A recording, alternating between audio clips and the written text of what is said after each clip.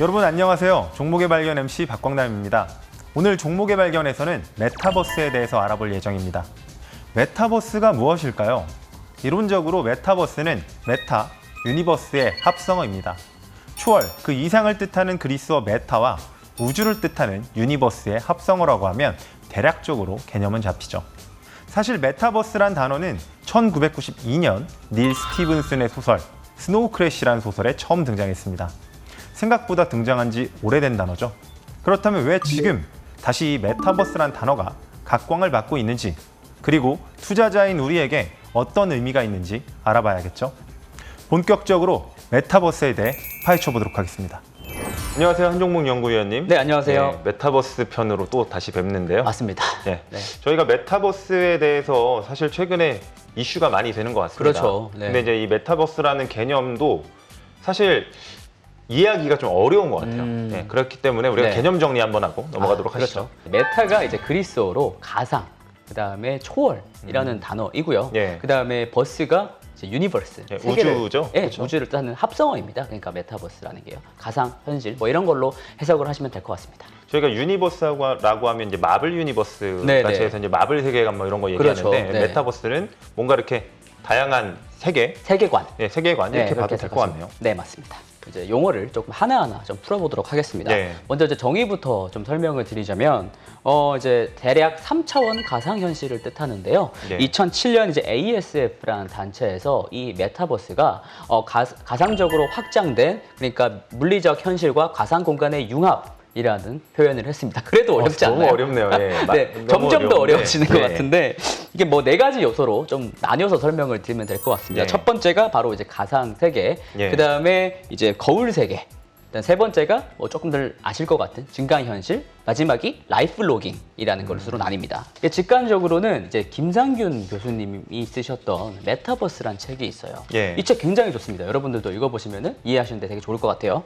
근데 현실은 이제 물리적인 지구로 분류를 하고, 이런 메타버스 세계 내에 이제 세계관을 디지털 지구라고 말을 했었습니다. 이렇게 이야기를 하니까 조금 이해가 쉬운 것 같은데요. 이 디지털 지구라는 건 현실 지구는 하나지만, 그렇죠. 디지털 지구는 굉장히 이제 여러 개로 확장될 수가 있겠네요. 맞습니다. 그러니까 디지털 트윈이라고도 말을 하더라고요. 그러니까 제가 지금 살고 있는 현실 세계 나 이외에 다른 어떤 정체성을 가지고 활동하는 것을 모두 메타버스의 일부라고, 일종이라고 생각하시면 될 것 같습니다. 최근에 사실 이런 것들이 어떻게 보면 부캐라는 좀 이슈가 많이 되는 그렇죠. 것 같은데, 네. 뭐 놀면 뭐하지라는 프로그램에서 유재석 씨라든지, 그렇었죠. 네. 뭐 김다비 이모인가요? 뭐 그분도 있었고, 아, 네네네. 제가 알기로는 저희 회사에 순달람이라고 또 있는 걸로 알고 있는데, 네, 맞습니다. 그분도 부캐 활동을 하고 계시더라고요. 네, 저도 본명은 누구죠? 본명은 한 종목이고요. 여기서 또 다른 좀 점잖은 캐릭터로 예. 세계관을 구축하려고 노력 중에 있습니다. 이게 저희가 메타버스 하면은 가장 쉽게 떠올릴 수가 있는 게 뭐 증강현실, 예. 네, 그다음에 뭐 AR, 가상세계 이런 거잖아요. 예. 예로 들면은 이미 이제 AR로만 이제 영화를 만든 것 같은 영화가 있습니다. 뭐 다들 예. 좀 보셨을 것 같은데, 레디 플레이어 원이라는 예. 스티븐 스필버그의 감독이 연출했던 영화였고요. 그다음에 방금 언급해주신 부캐 말고도 예전에 싸이월드, 그쵸. 네, 싸이월드의 이제 미니호피 같은 경우도 아바타로 나의 정체성을 어떻게 보면 표현하는 방식인데, 이것도 어떻게 보면 메타버스의 일종이라고 보시면 될 것 같습니다. 설명을 들으니 조금 이해가 갑니다. 그러면 이제 본격적으로 ASF라는 단체에서 나눠놓은 이제 네 가지 세계 중 첫 번째 가상 세계에 대해서 이야기 한번 해주시죠. 알겠습니다. 가상세계는 디지털 기술을 통해서 만들어진 세계로, 현실과 유사한 형태로 뭐 구축한 세계로서 이용자 자신의 이제 활동을 하는 아바타로 이루어져서 뭐 활동하는 세계관이라고 보시면 될 것 같습니다. 가장 대표적인 게 사실 게임 같은 거라고 이야기를 할 수 있죠. 그렇죠, 맞습니다. 최근 이제 10대들한테 굉장히 이제 각광받고 있는 게임이 바로 뭐 로블록스가 있고요. 그다음에 예. 마인크래프트, 그다음에 뭐 한국에서는 제페토 같은 것들이 있죠. 저는 나이가 들었나 봅니다. 저희도 밀레니얼이라서 예. 사실 이 Z세대들이 하는 거기 때문에 저희랑은 또 다른 감성일 수도 있어요. 예. 네. 어떤 매력이 있을지 참 궁금하긴 한데, 이거는 2부에서 그렇죠. 다뤄주시기로 2부에서 하셨죠. 2부가 또 이번에도 찐이기 때문에. 예. 그리고 사실 방금 앞서도 언급을 해주시긴 했는데, 영화 레디 플레이어 원이 대표적으로 이런 가상 세계 그렇죠. 일환이라고도 볼 수 있을 것 맞습니다. 같아요.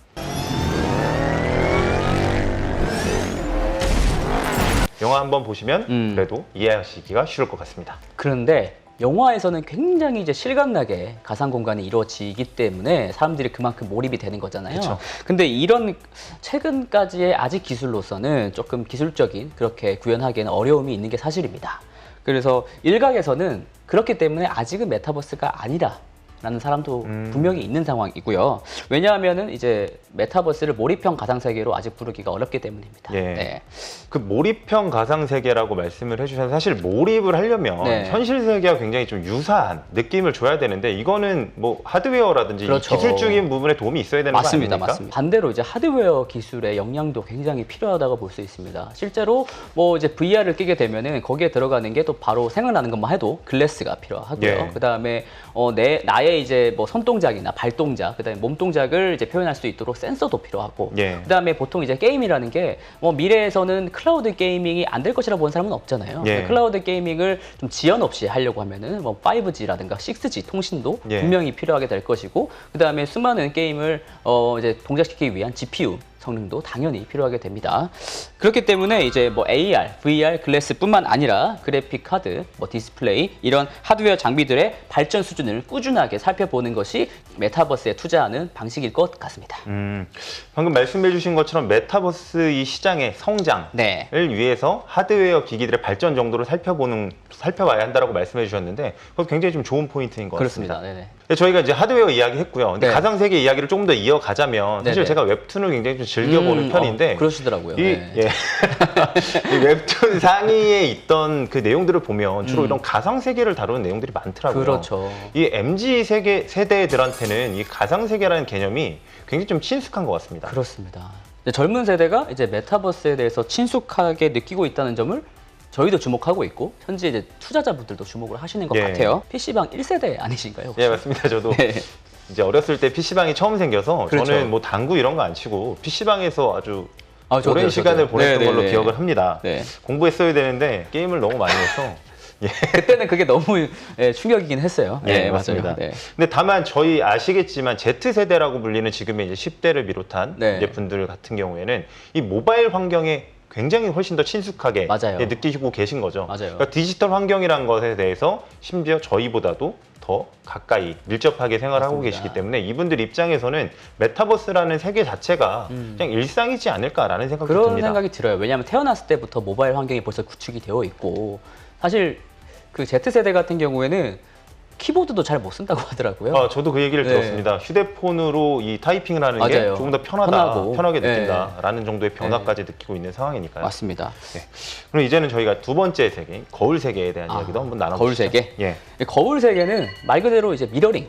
이제 실제 세계를 미러링한 건데요. 거기에다가 또 추가적으로 개념들을 뭐 예. 이제 정보들을 확장시킨 개념이라고 볼 수가 있겠습니다. 뭐 구글 어스라든가 뭐 네이버 맵, 그다음에 뭐 배달 앱, 이제 부동산 앱.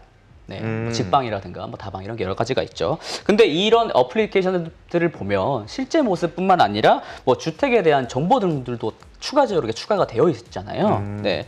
즉 이제 거울 세계의 특징이라는 것은 이제 효율성과 확장성을 넓혀준다는 점에서 그 의의를 찾을 수가 있습니다.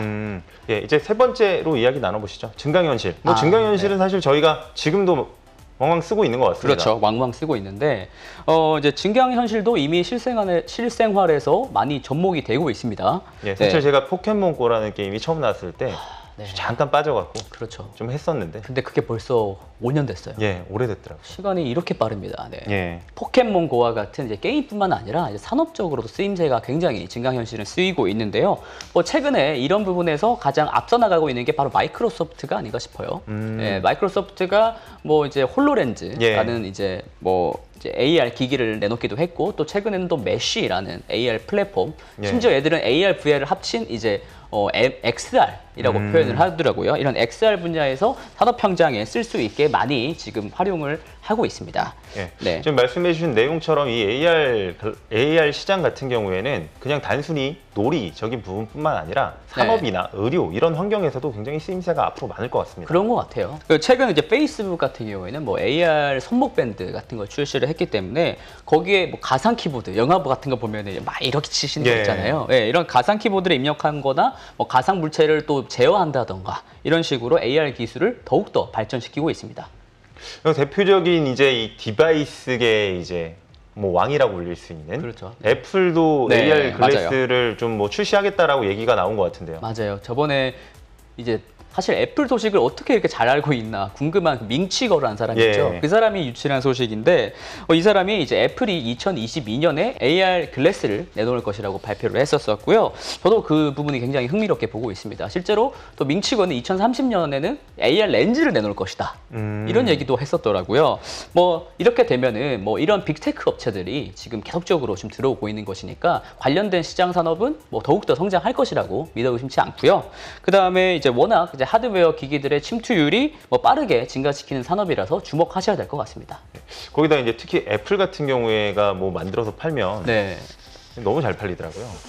그래서 저는 맞아요. 네. AR 글래스도 애플이 팔면 사실 저희가 지금 AR 글래스를 이렇게 범용적으로 쓰고 있지는 않은데 그렇죠. 이 애플이 이걸 범용적으로 만들어주지 않을까라는 기대도 좀 있습니다. 애플이 사실 마감의 애플이라고 할 정도로 예. 퀄리티가 굉장히 좋잖아요. 애플이 AR 기기를 만들면은 좀 반향이 있을 것 같습니다. 예. 네. 그럼 마지막으로 이제 라이프 로깅. 뭐 라이프 로깅이라는 개념은 사실 말이 라이프 로깅이지 이미 많이들 쓰고 계신 것 같아요. 맞아요. 라이프 로깅이라는 것은 사실 그 로그가 로그인 것 같아요. 예. 예, 라이프 로깅이 사실 그러니까 일상생활과 좀 접촉된다, 링크된다 이런 개념으로 예. 해석하시면 될 것 같은데요. 그래서 라이프 로깅이라는 것은 뭐 인스타그램이나 뭐 페이스북에 뭐 사진을 올리고 뭐 글을 게시하는 등의 활동으로 뭐 이해를 하시면 될 것 같은데요. 사람과 사물의 일상적인 정보들을 뭐 캡처하고 저장하고 공유하는 개념으로 해석을 하시면 될 것 같습니다. 또한 이제 결국 내 정보를 뭐 가상 공간에 입력하고 공유하는 것이기 때문에 웨어러블 디바이스를 통해서 뭐 내 건강 정보를 예. 입력하는 것도 일종의 라이프 로깅이라고 보시면 될 것 같습니다. 사실은 저희 메타버스라는 것도 결국은 사람이 이용하는 거기 때문에 그렇죠. 이 사람이 만들어낸 데이터가 굉장히 좀 중요하잖아요. 네, 맞아요. 그런 개념에서 이 라이프 로깅이 쌓아놓는 데이터들은 좀 메타버스 세계에서도 좀 중요할 거라고 생각이 좀 되네요. 정말 중요한 말씀 해주셨는데요. 그 라이프 로깅이 중요한 이유는 이런 라이프 로깅을 통해서 개인들의 수많은 데이터가 이제 입력이 된다는 겁니다. 요즘에는 SNS 좀 안 하시는 분들은 사실 거의 없죠. 그쵸. 네네. 네. 뭐 개인의 특성이 이제 들어간 이제 뭐 개인적인 데이터 정보들을 통해서 사실 가장 좀 이득을 보이고 있는 것이 현재는 뭐 구글이나 페이스북 같은 이제 광고 업체들이지 예, 않습니까? 맞습니다. 예, 그 광고 단가가 올라가는 이유가 개인 정보를 통해서 조금 더 효율적으로 광고를 할 수 있으니까 광고 단가가 올라가는 거거든요. 예, 맞습니다. 광고주들이 어떤 사람들입니까? 그렇죠. 독한 독한 사람들이죠. 예. 효과가 있으니까 돈을 많이 주는 예. 거겠죠. 그래서 어쨌든 핵심은 메타버스 세계관에서도 생성된 데이터들을 잘 활용해서 서비스나 컨텐츠들이 더욱이 더 뭐 개인화돼서 개발이 잘 될 것 같다는 생각 때문입니다. 네. 짧게나마 저희가 메타버스에 대해서 이 네 가지 분류에 대해서 사실 좀 들어봤는데 네. 워낙 이제 설명을 잘해주셔서 이해가 속속 된 것 같습니다. 네. 다만 저희가 뭐 아시다시피 이 메타버스라는 것은 이 네 가지 개념을 독립 개념이라기보다는 네. 사실 좀 융합돼서 그렇죠. 바라봐야 되지 네, 않겠습니까? 맞습니다. 네. 다만 이제 저희가 고민해야 될 부분은 뭐 메타버스 다 좋은데 이거 정말 되는 거 맞아? 사실은 이 새로운 뭔가가 나타났을 때는 굉장히 좀 각광받잖아요. 그렇죠. 근데 이게 네. 자리를 잡기까지가 아까 전에도 그 싸이월드에 대해서 말씀하셨는데 싸이월드도 한때 굉장히 이제 각광을 받다가 사실은 결국에는 이제 뭐 밀려났죠. 예, 네. 그런 움직임들이 있기 때문에 그런 의구심들이 있을 수 있을 것 같아요. 충분히 그러실 수가 있고요. 일단 사실 메타버스라는 용어 자체가 90년대에 나온 거예요. 예. 그러니까 굉장히 어떻게 보면 캐캐 묵은 개념인데 최근에 사실 각광을 받고 있는 겁니다. 그래서 투자자분들께서 메타버스가 이제 정말 디지털 지구 제2의 제3의 세상처럼 달라질 수 있는 거야 라고 의문점을 가질 수가 있을 것 같습니다. 왜 메타버스에 주목해야 되는가라는 부분을 한번 짚고 넘어갈 필요가 있을 것 같은데요. 왜 주목해야 됩니까? 일단 정량적인 부분과 정성적인 부분 두 가지로 조금 설명을 드릴 수가 있을 것 같습니다. 뭐 정량적인 부분이란 것은 제가 이제 수치를 말할 건데요.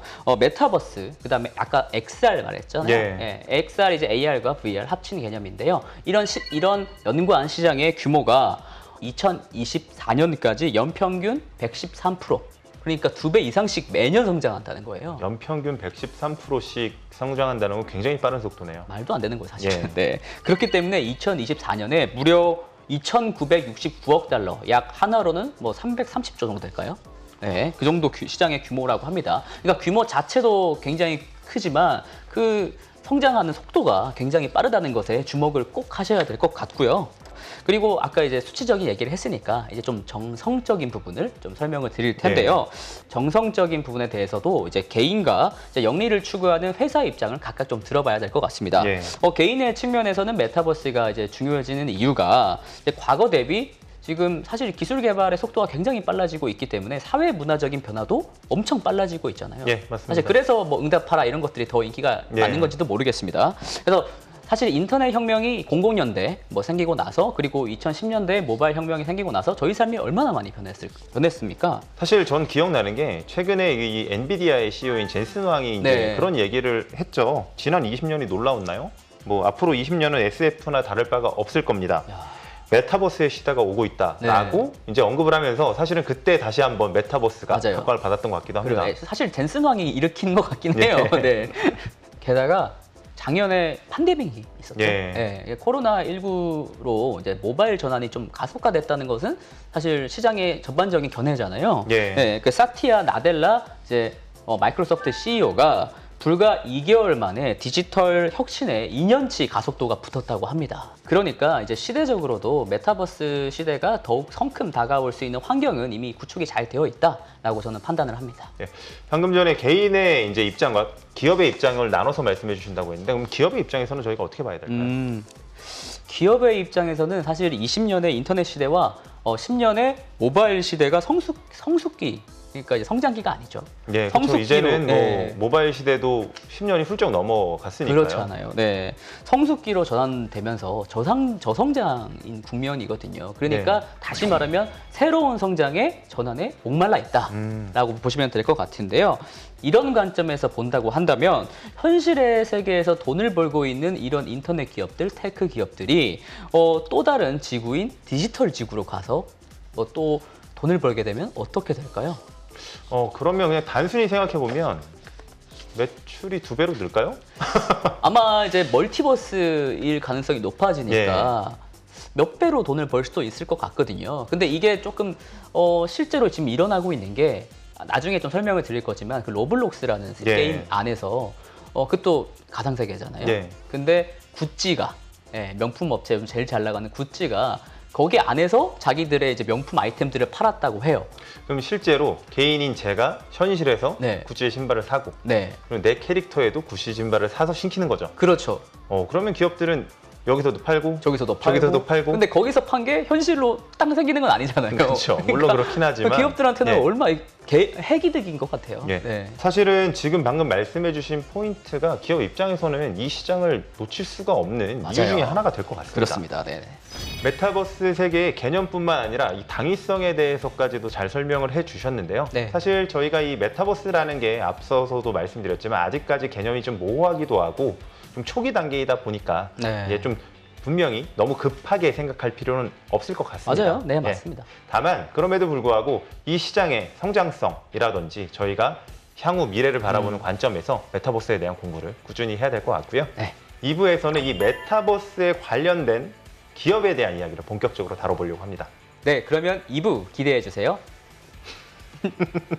종목의 발견.